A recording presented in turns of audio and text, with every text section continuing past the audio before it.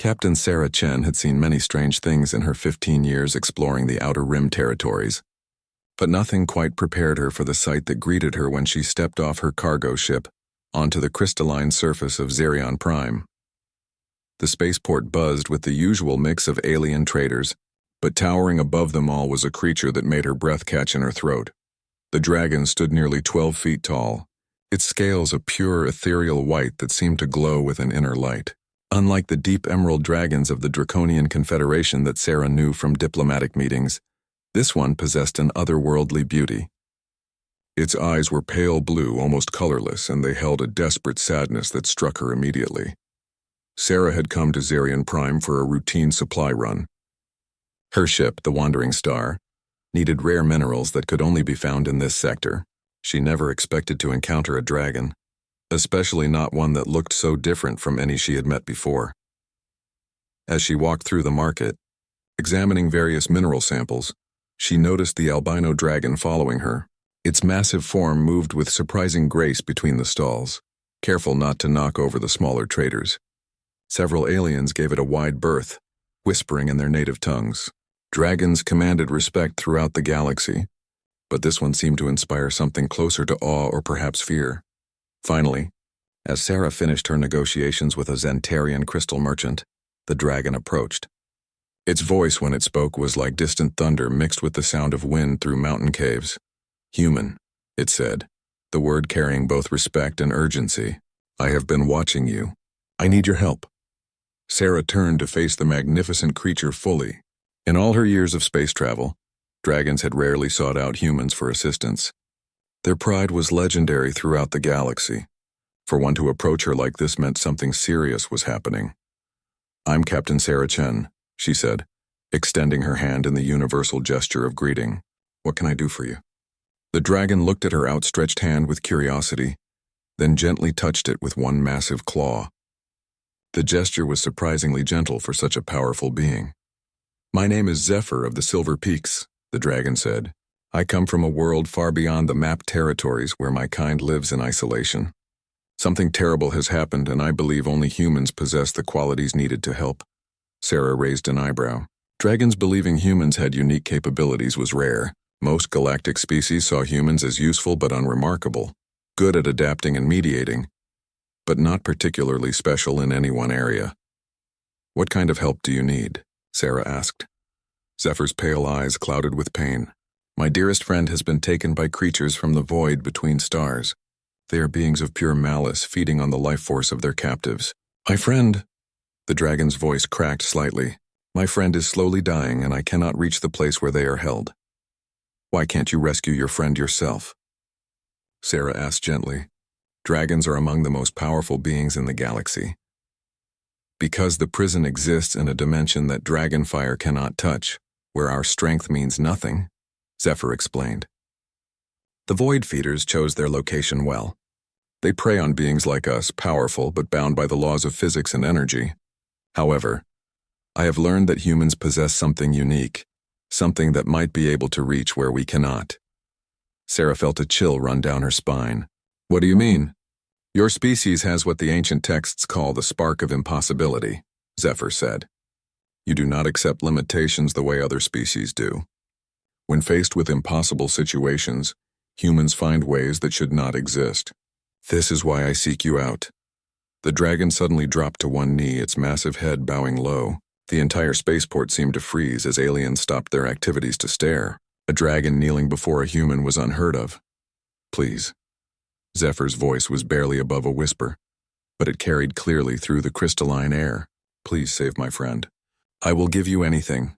My treasure, my service, my very life if needed. But please do not let them die alone in that terrible place." Sarah stood frozen for a moment, overwhelmed by the sight of this magnificent creature humbling itself before her. Around them she could hear the whispered conversations of other aliens, many expressing shock and disbelief. Dragons did not beg. Dragons did not kneel. Yet here was Zephyr doing both. "Tell me about your friend," Sarah said quietly, placing a gentle hand on the dragon's lowered head. "Tell me who they are and what they mean to you." Zephyr raised his head slightly, hope flickering in his pale eyes. "Her name is Luna. She is..." She is not a dragon like me. She is what your people might call a unicorn, though she is far more than the legends describe. She has been my companion for over 3 centuries. We explored the unknown reaches together, mapping worlds that had never known the touch of any civilization. The dragon's voice grew softer, more personal. Luna saved my life when I was young and foolish, trapped in a collapsing star system. She guided me to safety when my own pride would have been my death. She taught me that strength comes not from power alone, but from the connections we forge with others. She is the light in my darkness, the melody to my thunder. Sarah felt her heart tighten as she heard the love and devotion in Zephyr's voice. This was not just about saving a friend. This was about saving someone who gave Zephyr's existence meaning. How long has she been captured? Sarah asked. 7 of your standard days, Zephyr replied. The void feeders take their time, savoring the life force they drain. She still lives, but each day she grows weaker. I can feel her through our bond, and her light grows dimmer. Sarah looked around the spaceport, noting the various alien species watching their interaction with intense curiosity. She thought about her own life, her own priorities. She had cargo to deliver, contracts to fulfill, a business to run. Getting involved in a rescue mission to some extra-dimensional prison was not part of her plans. But as she looked into Zephyr's desperate eyes, she realized that some things mattered more than business plans. "Stand up, Zephyr," Sarah said firmly. "We need to talk properly, and I can't have a conversation with someone kneeling. Dragons don't kneel to anyone." Zephyr rose slowly, his massive form towering over her once again. "You will help me?" "I'm considering it," Sarah replied honestly. "But I need to understand exactly what we're dealing with. Come with me to my ship. We can speak privately there." As they walked toward the wandering star, Sarah noticed how other aliens moved aside to let them pass. The sight of a human walking beside an albino dragon as an equal was clearly unprecedented. Whispered conversations followed in their wake, in languages ranging from the clicking sounds of the insectoid traders to the musical tones of the ethereal singers. The wandering star was a modified cargo hauler, sturdy and reliable rather than impressive. Zephyr had to duck significantly to enter the main cabin, his white scales scraping softly against the doorframe. Sarah gestured to a reinforced section of floor that could support the dragon's weight. "Tell me about these void feeders," Sarah said, settling into her captain's chair. "I've never heard of any species by that name." Zephyr's expression darkened. "They are not truly a species as most understand it. They exist in the spaces between dimensions, feeding on life energy from beings in our reality. Most civilizations never encounter them because they prefer to hunt alone, taking isolated travelers or small groups." "But they took Luna," Sarah said. "Why her specifically?" "Unicorns possess what you might call pure life essence," Zephyr explained. "While dragons draw power from elemental forces, unicorns are connected directly to the creative force of existence itself. To a void feeder, Luna represents the finest possible meal, enough pure life energy to sustain them for millennia." Sarah leaned forward. "You said they exist between dimensions. How exactly does that work?" "Imagine reality as a great tapestry," Zephyr said, his voice taking on the tone of an ancient storyteller. "Most beings exist on the surface of this tapestry, interacting with the threads directly. The void feeders exist in the spaces between the threads, able to see us and reach us but remaining largely beyond our reach." "Largely, but not completely." "Correct. There are points where the dimensions touch, where the boundaries become thin. The void feeders create prisons at these intersection points, allowing them to hold their victims while remaining safely beyond retaliation." Sarah stood and began pacing, a habit she had when working through complex problems. "You mentioned that humans have some unique quality that might help. What exactly did you mean by the spark of impossibility?" Zephyr watched her movement with interest. "Your species has been studied by scholars throughout the galaxy for centuries. Most beings, when faced with absolute barriers, accept them and adapt accordingly. Dragons find another source of power. Centaurians develop better technology. Ethereals seek spiritual transcendence. And humans? Humans refuse to accept that barriers are absolute," Zephyr said with something approaching admiration. "Your history is filled with individuals who accomplished things that every rational analysis said were impossible. You walked on your moon when your technology should not have allowed it. You survived plagues that should have eliminated your species. You created peace between warring factions that had fought for millennia. Sarah stopped pacing. Those weren't impossible. They were just difficult. Exactly, Zephyr said, his pale eyes gleaming. To you, impossible is simply another word for difficult. This perspective allows your species to find solutions that exist outside normal logical frameworks. The ancient text suggests that this quality comes from your unique relationship with hope. Hope? Most species hope for better outcomes, but they hope within the boundaries of what they believe possible, Zephyr explained. Humans hope beyond possibility. You imagine outcomes that should not exist and then work to make them real. This quality might allow you to reach places that exist outside normal reality. Sarah absorbed this information, feeling both flattered and skeptical. That's a pretty theory, but how would it actually work against these void feeders? I do not know, Zephyr admitted. I only know that conventional methods have failed. Luna and I tried to fight them when they first appeared. My fire passed through them harmlessly. Luna's healing light could not touch them. They exist just slightly out of phase with our reality, enough to be untouchable by our abilities. But they can affect our reality enough to capture Luna. They use devices, crystalline structures that anchor partly in our dimension and partly in theirs. Luna was investigating one of these crystals when they pulled her through. Sarah sat back down, her mind racing. Show me everything you know about where she's being held. Zephyr reached into a small pouch that had been nearly invisible against his white scales. He withdrew what appeared to be a crystal sphere filled with swirling pearl-colored mist. This is a memory crystal, he said, offering it to her. It contains everything I witnessed during Luna's capture, as well as what I learned from tracking the void feeders afterward. Sarah took the crystal carefully. It was warm to the touch and seemed to pulse with a gentle rhythm, like a heartbeat. How do I access the memories? Simply hold it and open your mind to what it contains. Be warned. You will experience events as I experienced them, including my emotions at the time. Sarah closed her eyes and relaxed her mental barriers. The crystal grew warmer in her hands, and suddenly she was somewhere else entirely. She was flying through a nebula of impossible beauty. Stars scattered like diamonds against silk. Below her stretched the surface of an airless world covered in structures that seemed to grow rather than be built. Beside her flew a creature of such grace and beauty that Sarah's breath caught in her throat. Luna was indeed like the unicorns of Earth legends, but far more magnificent. Her coat was silvery white, shifting between pearl and starlight depending on the angle of view. Her horn was not mere bone, but appeared to be crafted from crystallized moonbeams. Most striking were her eyes, deep violet filled with ancient wisdom and boundless compassion. Through Zephyr's memory, Sarah felt the deep bond between the dragon and unicorn. It was not romantic love, but something deeper, a connection of souls that had chosen to walk the same path through existence. They communicated without words, shared experiences becoming part of both their beings. The memory shifted to Luna, investigating a strange crystal formation that had appeared overnight on the world's surface. The crystals were deep black, seeming to absorb light rather than reflect it. As Luna approached, her horn began to glow, a natural response to unknown energies. That was when they emerged. The void feeders appeared as shadows with substance, flowing like liquid darkness but maintaining roughly humanoid shapes. They moved with predatory grace, surrounding Luna before either she or Zephyr could react. When Zephyr tried to attack, his flames passed harmlessly through them, but their touch was solid enough to bind Luna with chains that seemed made of crystallized emptiness. Sarah experienced Zephyr's desperate fury as he watched his dearest friend dragged toward the black crystals. Luna's horn blazed with healing light, but the chains absorbed her power, feeding it back to her captors.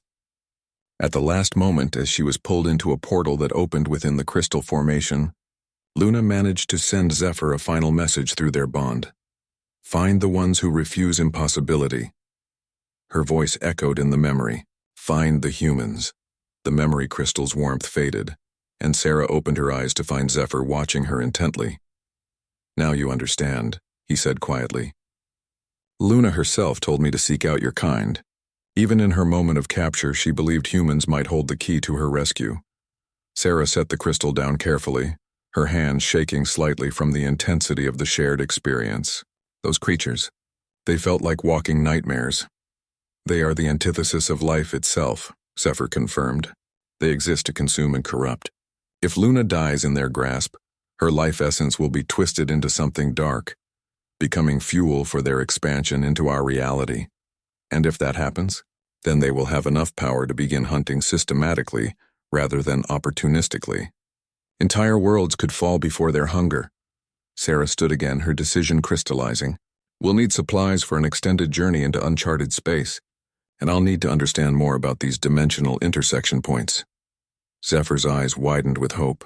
You will truly help me? Luna asked you to find humans who refuse impossibility, Sarah said with a slight smile. Well, you found one. Now let's go save your friend. The wandering star had never carried a passenger like Zephyr. Sarah had to completely reconfigure the cargo bay to accommodate the albino dragon, installing additional oxygen recyclers and reinforcing the floor. The modifications took 2 days, during which Zephyr proved surprisingly helpful, using precise applications of controlled flame to weld joints that would have taken Sarah hours to complete. I have worked alongside many species over the centuries, Zephyr explained as he carefully applied heat to a support beam. One learns to adapt when exploring unknown worlds. As they worked together, Sarah began to understand why Luna had been drawn to this particular dragon. Unlike the proud, often arrogant dragons she had met in diplomatic settings, Zephyr possessed genuine humility combined with his natural strength. He listened when Sarah explained human engineering principles, asking thoughtful questions rather than assuming dragon methods were superior. On the 3rd day, they departed Zarian Prime, heading toward the coordinates Zephyr had provided. The location was far beyond the established trade routes, in a region of space marked on charts simply as unexplored. The journey would take nearly 2 standard weeks, even with the wandering star's upgraded hyperdrive engines.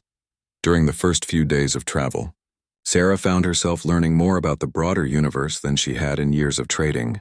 Zephyr was remarkably well-traveled, having explored regions that most civilized species considered myth. He spoke of worlds where gravity flowed upward, of stars that sang in harmonics that could drive listeners mad, and of ancient ruins left by species that had transcended physical existence. The universe is far stranger than most beings realize, Zephyr said during one of their evening conversations. Most species, once they achieve spaceflight, focus on practical concerns: trade, resource gathering, territorial expansion.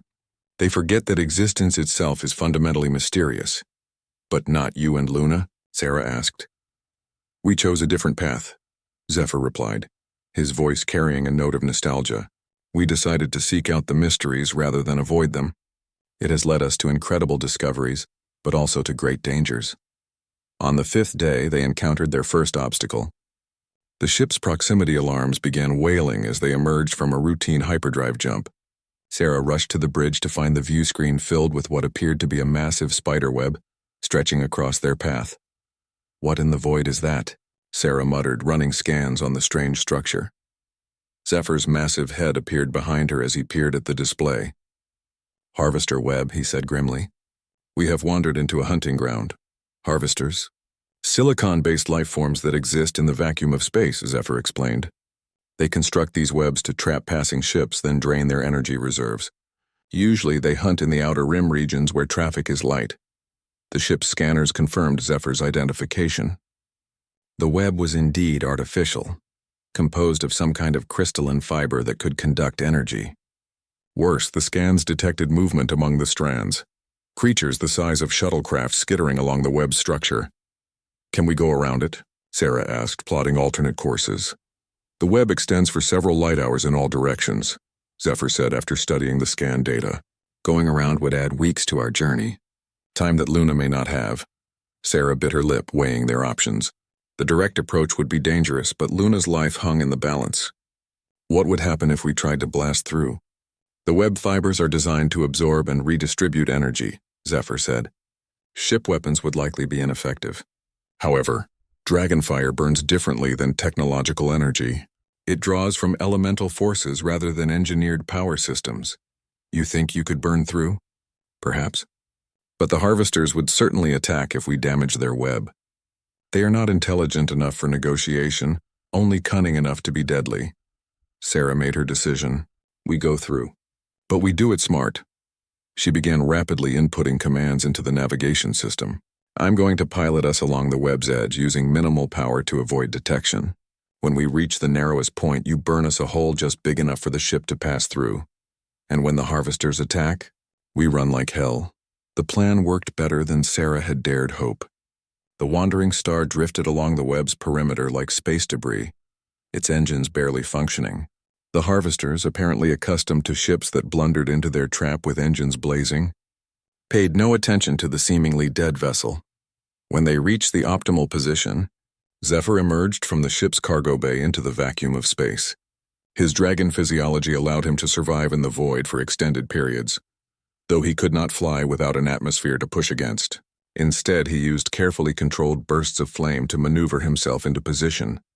The moment Zephyr's fire touched the web, Sarah understood why dragon flame was different.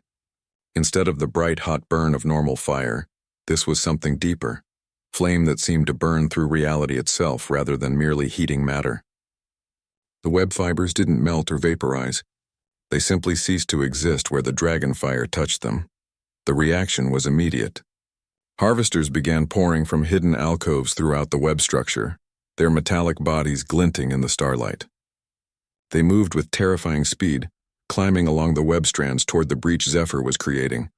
Almost through, Zephyr's voice came over the comm system as he burned the final strands. Sarah had the engines ready. The moment the hole was complete, she fired the thrusters at maximum burn, sending the wandering star shooting through the gap.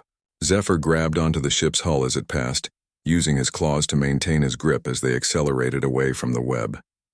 The harvester's pursuit was brief but intense. Several of the creatures launched themselves from the web, extending metallic tendrils to try to snare the fleeing ship. One nearly succeeded, its tendril wrapping around the ship's rear stabilizer before Zephyr's flame severed the connection. Only when they were several light minutes away from the web did Sarah allow herself to breathe normally again. "That was too close," she said as Zephyr made his way back into the ship. "You handled it well," Zephyr said, settling back into his makeshift quarters. Most beings would have panicked when faced with such creatures. Most beings probably wouldn't have tried to fly through a harvester web in the first place, Sarah replied with a shaky laugh. True. Another example of the human tendency to attempt the impossible. The next obstacle came 3 days later. But this one was more subtle. Sarah noticed it first as a gradual degradation in the ship's navigational systems. Star positions seemed to shift slightly from one measurement to the next, and familiar constellations appeared distorted. "We're entering a region of spatial instability," Zephyr explained when Sarah brought the anomalies to his attention.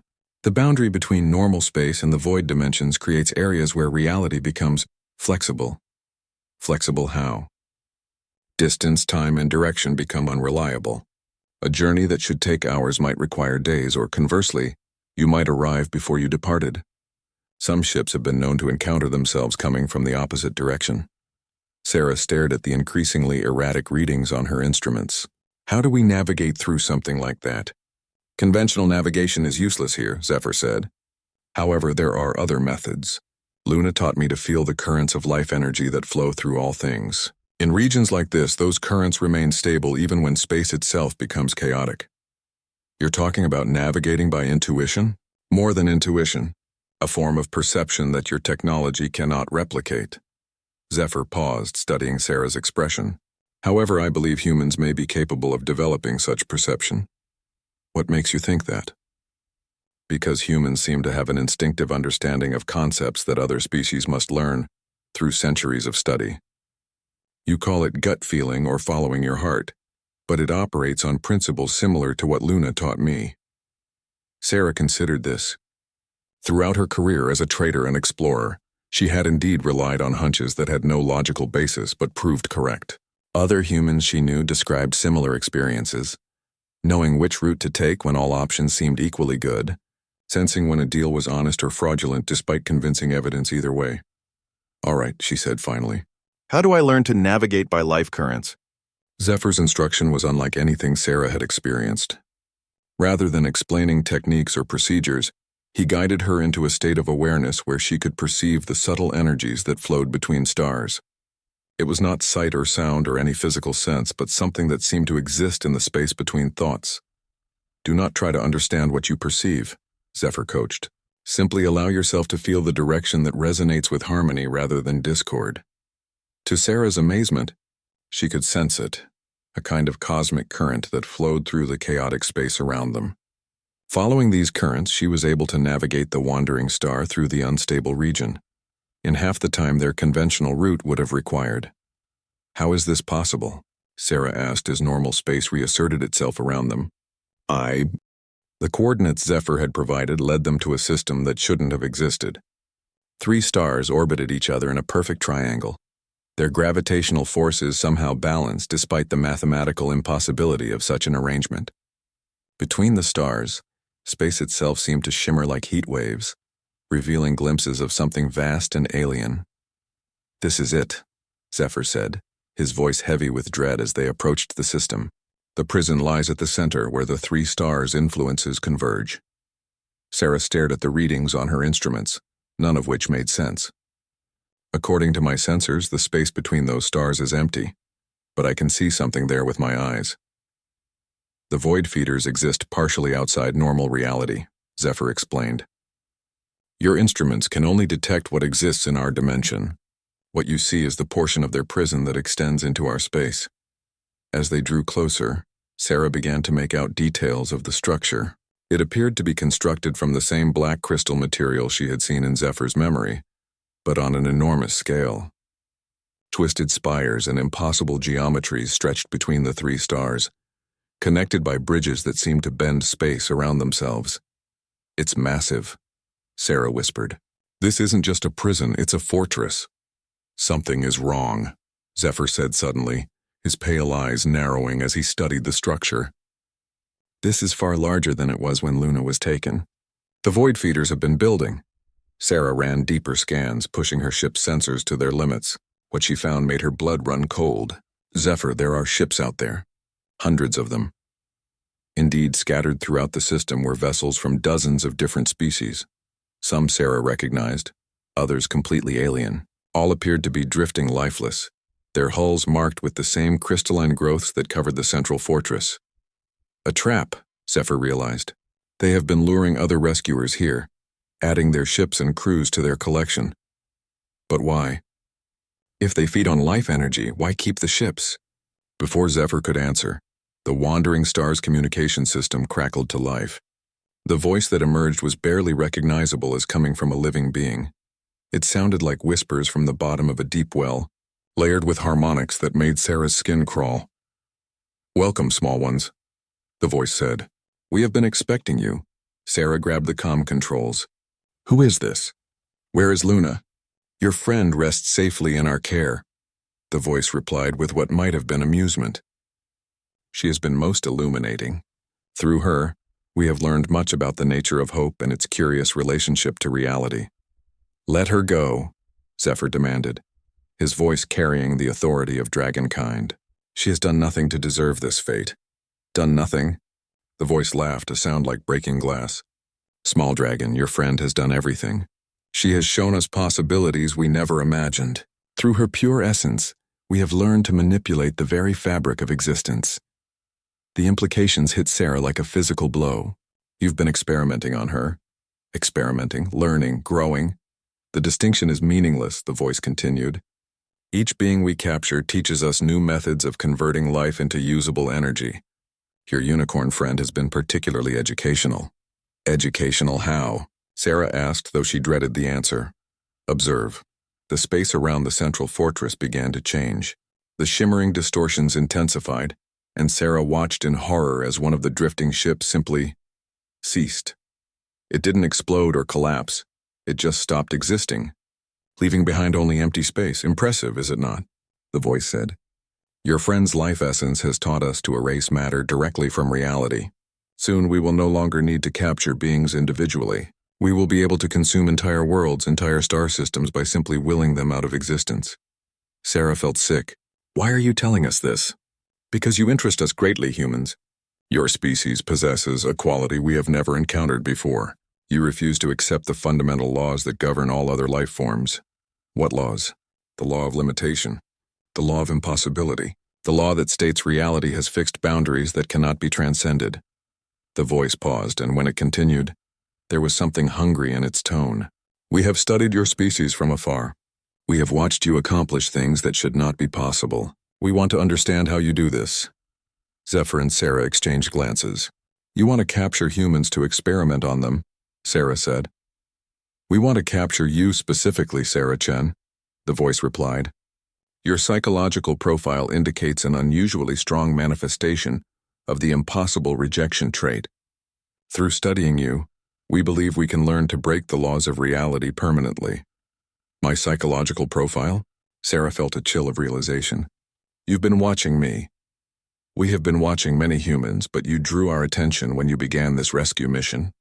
Only a being with your particular mental patterns would attempt something so obviously futile." Sarah's hands clenched into fists. "Futile? You cannot rescue your friend because she no longer exists in a form you would recognize," the voice explained with casual cruelty. "We have integrated her essence into our dimensional matrix. She is now part of the prison itself. Her consciousness spread throughout every crystal, every bridge, every impossible angle of our construction," Zephyr roared, a sound of pure anguish that echoed through the ship's hull. "What have you done to her?" "We have made her eternal," the voice replied. "She experiences existence on a scale your limited minds cannot comprehend. She sees across dimensions, feels the pulse of stars being born and dying, understands the mathematical poetry that underlies all creation." "And is she happy?" Sarah asked quietly. The silence that followed was telling. "Happiness is a concept for beings limited to single dimensions," the voice finally said. "She has transcended such simple emotions." "That's not an answer," Sarah pressed. "Is she happy?" Another pause. "She resists integration. Her consciousness maintains cohesion despite our efforts to properly distribute it. This is why we require you, human. Your refusal of impossibility trait may help us understand how to overcome her stubborn attachment to individual existence." Sarah stood up, her decision crystallizing with sudden clarity. "I'll make you a deal." "Sarah, no," Zephyr warned. "Let me speak to Luna directly," Sarah continued. "If she tells me she's content with her current existence, I'll surrender myself for your experiments. But if she wants to be free, you let her go." The voice made that broken glass laugh again. "Amusing. You think you can negotiate with entities that exist beyond your comprehension of power?" "I think you're afraid," Sarah said boldly. "You're afraid that if I talk to Luna, she'll remember what it's like to hope for something better. And if she hopes strongly enough, she might just break free on her own. Impossible. That's what you don't understand about humans," Sarah said with a grin that held no humor. "We specialize in impossible." The comm system fell silent for a long moment. When the voice returned, it carried a note of genuine uncertainty. "Very well. Dock with our fortress. You may speak with the consciousness you call Luna, but know that when she tells you she no longer desires individual existence, you will honor your agreement." "Agreed," Sarah said. As they approached the docking bay that materialized in the fortress wall, Zephyr spoke softly. "You know this is a trap." "Of course it's a trap," Sarah replied. "But it's also an opportunity. They made one crucial mistake." "What mistake?" "They told us Luna is fighting back. She's been resisting them for days, maintaining her individual consciousness despite everything they've done to her." Sarah began checking her sidearm and emergency supplies. "That means she hasn't given up hope." "But even if she still hopes, how does that help us? They've integrated her into the structure itself." Sarah smiled, and this time there was genuine warmth in the expression. "Zephyr, you said humans refuse to accept that barriers are absolute. Well, Luna just gave us the perfect proof that some barriers aren't as solid as they appear. I do not understand. If Luna's consciousness can resist integration into their matrix, then the matrix isn't as permanent as they claimed. And if it's not permanent," Sarah's smile widened, "then maybe it can be reversed." As the docking clamps engaged and they prepared to enter the Void Feeder's fortress, Sarah felt something she hadn't experienced since childhood. The absolute certainty that she was about to attempt something impossible, and the equally absolute certainty that she was going to succeed. Behind her, Zephyr's pale eyes began to glow with the first light of hope they had held since Luna's capture. The interior of the Void Feeder fortress defied every law of physics Sarah thought she understood. Corridors twisted upward and downward simultaneously. Gravity flowed in impossible directions, and the walls themselves seemed to pulse with a rhythm that felt disturbingly organic. Worst of all, she could hear whispers, not with her ears but directly in her mind. Voices of the captured beings whose life essence had been integrated into the structure. Zephyr had to remain with the ship. His draconic physiology was incompatible with the dimensional distortions within the fortress.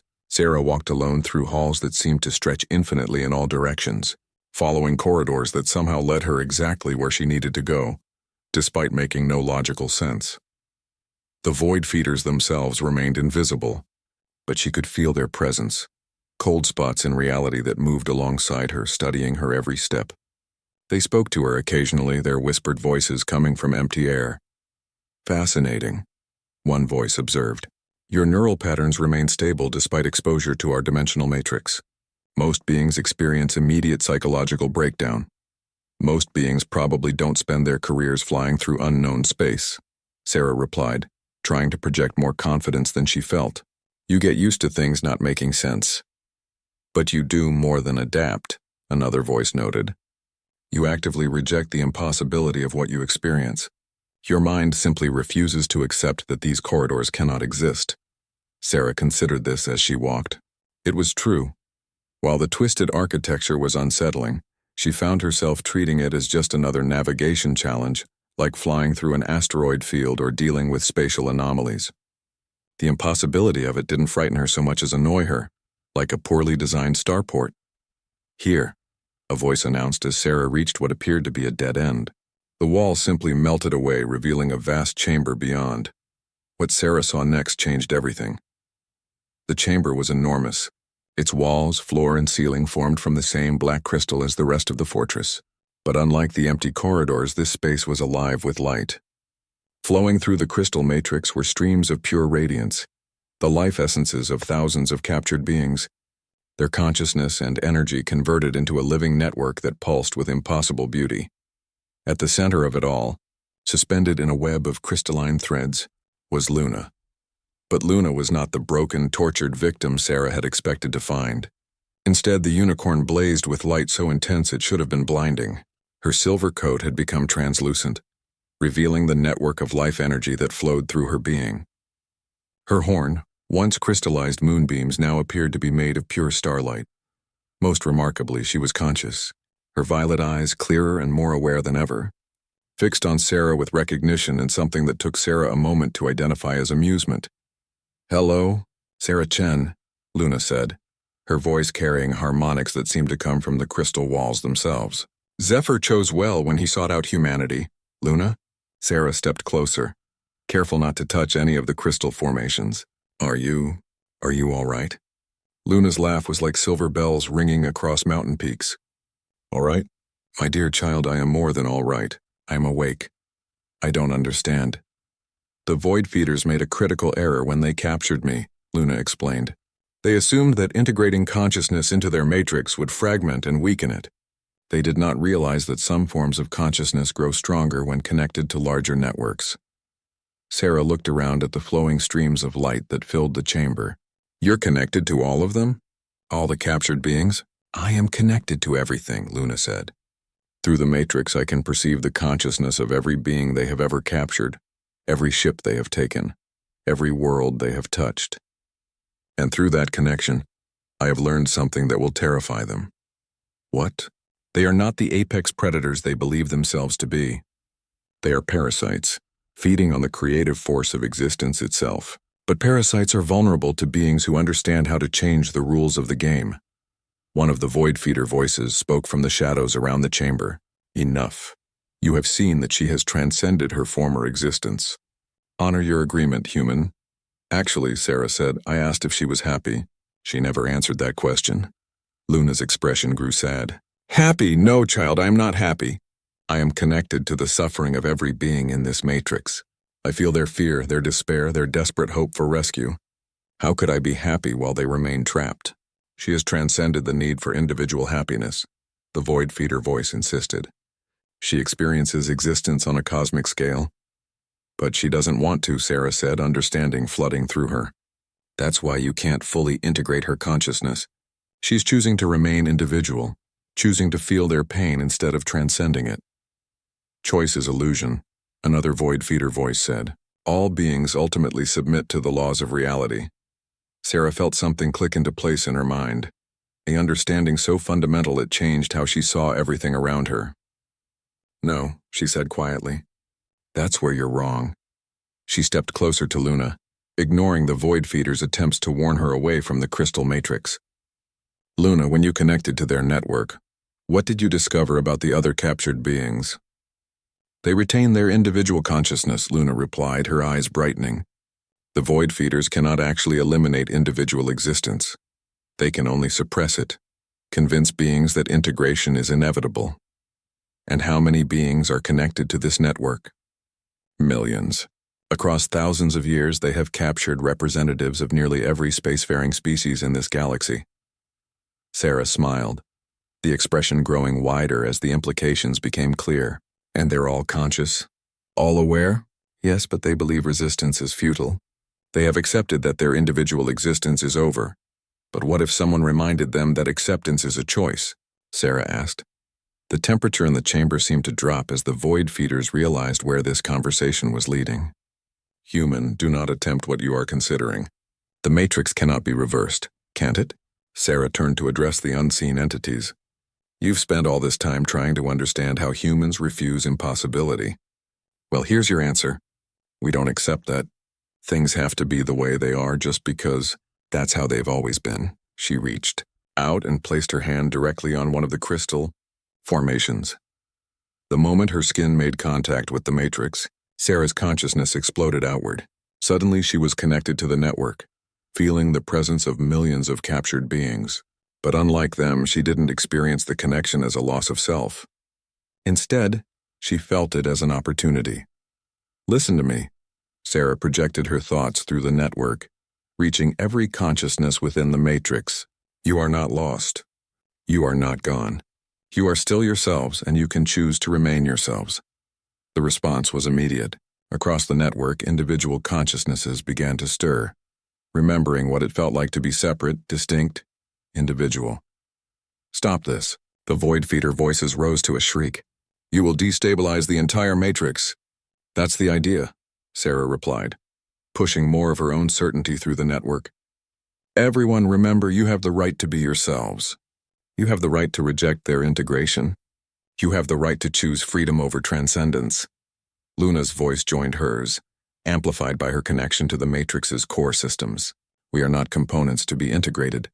We are individuals who choose to stand together. The effect was catastrophic for the void feeders. As millions of consciousness simultaneously rejected integration, the matrix began to destabilize. The flowing streams of light that had powered their fortress started to fragment, individual essences pulling away from the collective network. Impossible, the void feeders screamed. Consciousness cannot resist integration at this scale. You're right, Sarah said, her smile audible in her voice even as her consciousness remained spread across the network. It is impossible, but we're doing it anyway. The chamber began to shake as the void feeders' carefully constructed reality started to collapse around them. For the first time in their existence, they were faced with beings who refused to accept the fundamental law that had governed their parasitic existence. That individual consciousness could be overwhelmed and absorbed. They were about to learn that when dealing with beings who specialized in the impossible, even the most basic assumptions about reality could be wrong.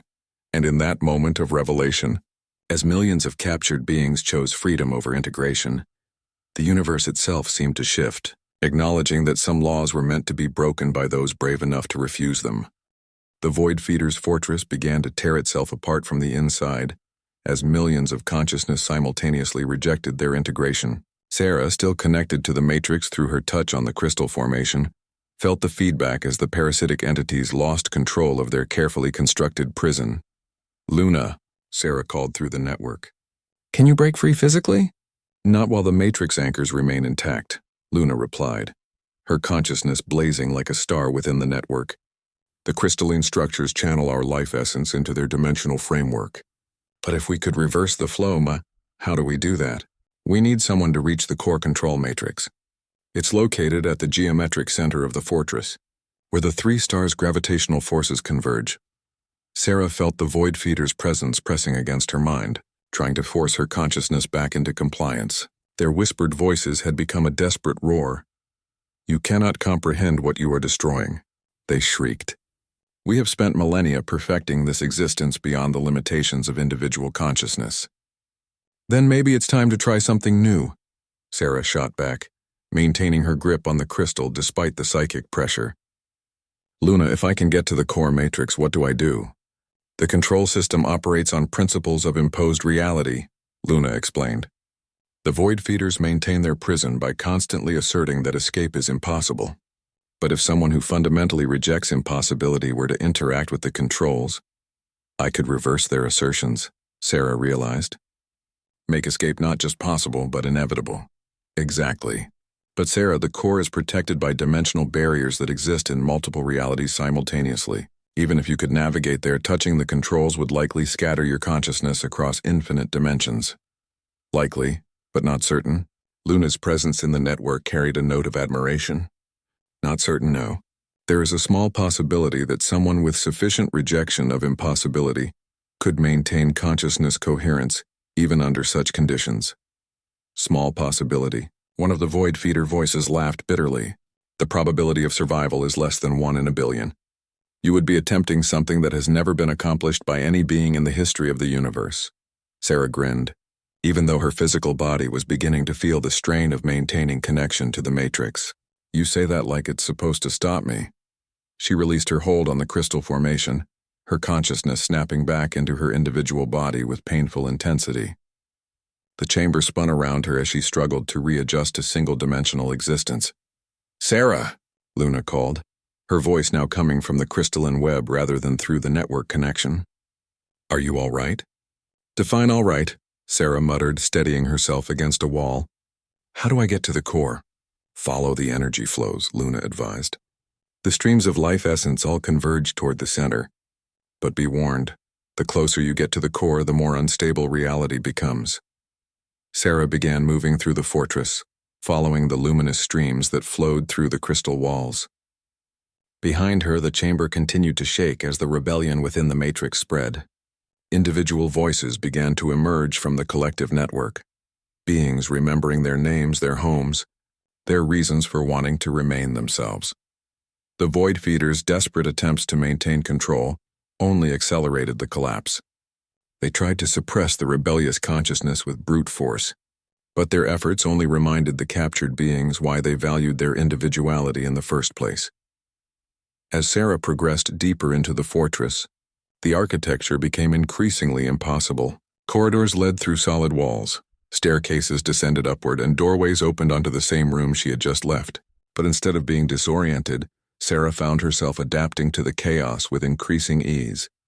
"Your mind is remarkable," a Void Feeder voice observed with grudging respect. "You navigate paradox as if it were merely another form of terrain." "Maybe that's because it is," Sarah replied, stepping through a wall that had decided to be a doorway. "Paradox is just what you call a problem you haven't solved yet." The core chamber, when she finally reached it, was unlike anything in the fortress. Instead of twisted black crystal, this space was perfectly spherical and filled with what appeared to be liquid light. At the center, suspended in the glowing medium, was a structure that hurt to look at directly, a geometric form that existed in more dimensions than Sarah's eyes could process. "The control matrix. This is your final warning. Human!" The Void Feeder's collective voice echoed through the chamber. "Touch that device and your consciousness will be scattered across realities. You will experience existence as we do, beyond the limitations of individual self, aware of all possible outcomes simultaneously." "And you think that's a threat?" Sarah asked, wading into the liquid light. "You really don't understand humans at all, do you?" She reached toward the impossible geometric form but stopped just short of touching it. "Actually, before I do this, I have a question. In all your years of capturing beings and feeding on their life essence, have you ever asked yourselves why you do it?" "We feed because that is our nature," came the reply. "But why is that your nature? What made you into parasites who exist by draining others?" The silence that followed was telling. "You don't know, do you?" Sarah continued. "You've forgotten what you were before you became this. You've been parasites for so long that you can't remember ever being anything else. What we were before is irrelevant," a Void Feeder voice said, but with less certainty than before. Is it? What if you chose to become parasites because you were afraid of something? What if you retreated to the spaces between dimensions because you were running from some threat in normal reality? Even if that were true, it changes nothing. We are what we are now. Sarah smiled as she prepared to grasp the control matrix. See, that's where you and I differ. I believe anything can be changed if you're willing to try hard enough. She closed her hand around the impossible geometric form. The moment her fingers made contact, Sarah's consciousness exploded outward beyond any scale she had previously imagined. She was simultaneously aware of every possible outcome of every possible action across infinite realities. She saw universes where the rescue failed, where Luna died, where the void feeders consumed entire galaxies. But she also saw possibilities where everything turned out perfectly, where the captured beings not only escaped, but helped the void feeders remember their original nature. Most beings would have been instantly overwhelmed by this cosmic awareness, but Sarah approached it the same way she approached everything else that should have been impossible, by focusing on what she wanted to accomplish and refusing to accept that it couldn't be done. Let's see, she said, her voice somehow audible across multiple dimensions. Escape impossible? I don't think so. She began altering the fundamental assertions that governed the fortress. Integration irreversible? Definitely not. More changes flowed through the control matrix. Individual consciousness incompatible with network connection? Actually, let's flip that completely.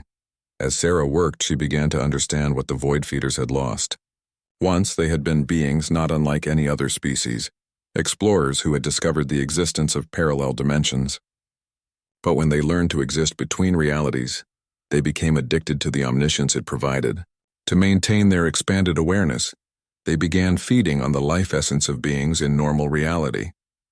Over millennia, they had forgotten that their cosmic perspective was supposed to serve a purpose, not be an end in itself. They had become prisoners of their own transcendence. You know what? Sarah said as she completed her modifications to the control matrix. I think it's time you remembered what it's like to be yourselves again. The final change she made to the system was elegant in its simplicity. Instead of asserting that individual consciousness must be suppressed to power their network, she reversed the flow entirely. Now the network would be powered by beings choosing to connect while maintaining their individuality. The effect was immediate and dramatic. Throughout the fortress, the crystal matrices began to shine with new light as millions of beings found themselves free to leave or stay as they chose. Most chose to leave, their consciousness returning to their physical bodies as the prison walls dissolved. But some, those who had found beauty in the connection itself, chose to remain linked, creating a voluntary network based on cooperation rather than parasitism. In the core chamber, Sarah felt her consciousness begin to contract back toward her individual body. But just before she lost her cosmic perspective, she reached out one final time to the void feeders themselves. You can choose too, she told them. You can remember what you were before you became afraid of limitation. You can come back to normal reality and learn to exist without consuming others. Their response was a sound like the universe itself weeping. Surprise, terror, hope, and desperate longing all mixed together. As Sarah's awareness returned to her physical body, she heard Luna's voice calling her name through the dissolving crystal walls. The rescue, against all probability and logic, had succeeded. But more than that, it had accomplished something. Sarah awoke to the sound of singing. She was lying on the familiar deck of the Wandering Star, wrapped in thermal blankets and connected to a medical monitor that beeped steadily. Through the viewports, she could see they were in normal space, far from the impossible tri-star system where the Void Feeder Fortress had existed. The singing came from outside the ship, a harmony so beautiful and complex that it seemed to reshape the very space around them. As Sarah sat up, she realized the source of the music. Hundreds of ships filled the space around them, representing dozens of species that had been freed from the Void Feeder Matrix. And they were all singing, each in their own language and style, but somehow creating a unified symphony that celebrated their liberation. You're awake, came a familiar voice from the ship's main cabin. Sarah turned to see Zephyr approaching, but he was not alone. Beside him walked Luna, no longer trapped in crystalline bonds but free and radiant.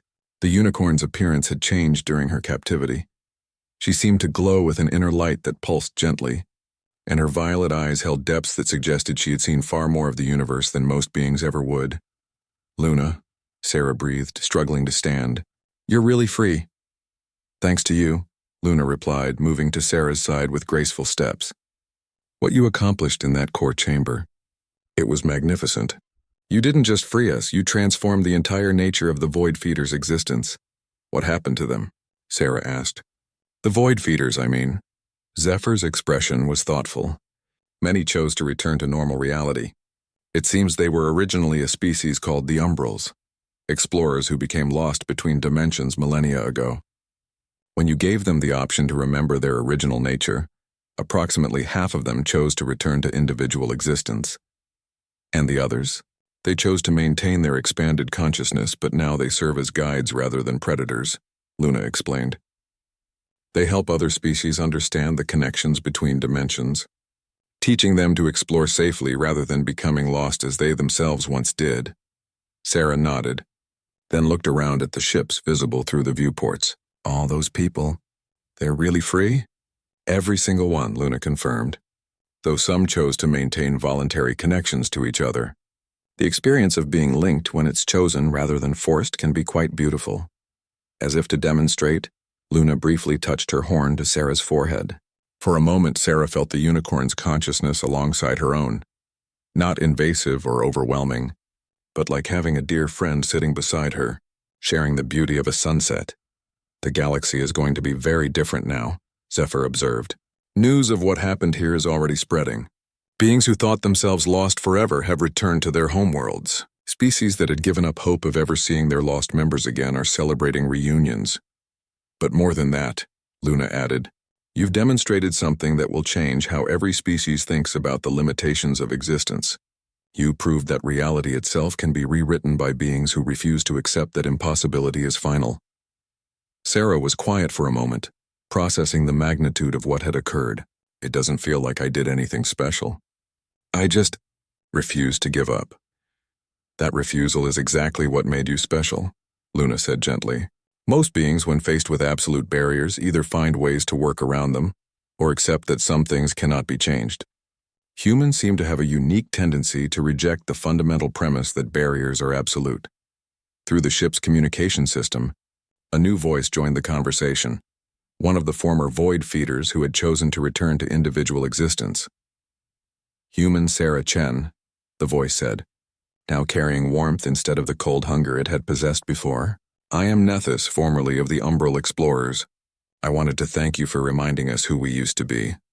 "You don't need to thank me," Sarah replied. "I just gave you back what was already yours." "Perhaps, but that gift required courage beyond what our species possessed when we first became lost between dimensions. We retreated from reality because we feared the limitations of individual existence. You showed us that limitations can be transcended without abandoning the self." As the former Void Feeder spoke, more voices joined the conversation, beings from dozens of species expressing gratitude not just for their freedom, but for the new understanding of what was possible when beings refused to accept impossible. "There's something else," Luna said when the communications finally quieted. "The voluntary network that some beings chose to maintain. It's becoming something unprecedented in galactic history." "How so?" "It's a cooperative intelligence that spans multiple species and dimensional states, but one where every participant maintains their individual identity and freedom of choice," Zephyr explained. "They're calling it the Harmony Network, and they've invited humanity to participate." Sarah raised an eyebrow. "All of humanity? They believe your species' relationship with impossibility makes you natural guides for others learning to transcend limitations without losing themselves," Luna said. "They want humans to help teach other beings how to expand their consciousness while remaining individuals." Sarah thought about this as she looked out at the singing ships. The music was beginning to change, shifting from celebration to something that sounded like preparation for journey. The freed beings were getting ready to return to their homes, their families, their lives. "What will you do now?" Sarah asked Luna and Zephyr. The dragon and unicorn exchanged a look that carried centuries of shared understanding.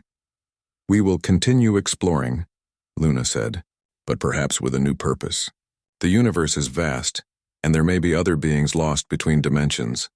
Other species that have forgotten their original nature. You want to help them remember? We want to help them choose, Zephyr corrected. Not everyone who has transcended individual existence did so from fear, as the Umbrals did. Some may have chosen their path freely and be content with it, but everyone deserves to know that alternatives exist. Luna stepped closer to Sarah. We would be honored if you would join us, Sarah Chen. Your ability to rewrite reality through sheer refusal to accept limitations could help countless beings discover new possibilities for existence. Sarah was quiet for a long moment, considering the offer. A life of exploring the unknown, helping beings transcend their limitations while maintaining their freedom to choose their own path. It was certainly more meaningful than hauling cargo between established trade routes. Can I think about it? She asked. Of course, Luna said with a smile that seemed to light up the entire cabin. Take all the time you need. We'll be exploring this region for quite a while. There are many newly freed, beings who need guidance finding their way home. As the three of them stood together watching the Liberation Fleet prepare for departure, Sarah realized that something fundamental had changed, not just in her understanding of the universe but in the universe itself. The rigid boundaries between possible and impossible had become more fluid, more subject to the will of beings brave enough to challenge them. Humanity, it seemed, was about to discover that their stubborn refusal to accept limitations wasn't just a quirky characteristic, it was a gift that could reshape reality itself. And in the depths of space, former void feeders who had chosen to remain as guides between dimensions sang their own harmony, teaching others that transcendence and individuality were not opposing forces, but complementary aspects of a larger truth that the universe had been waiting eons for someone to discover. The galaxy would never be the same. And that, Sarah thought as she watched the singing ships prepare to carry word of their liberation to 1,000 worlds, was exactly as it should be. Some barriers, after all, were meant to be broken by those brave enough to refuse them.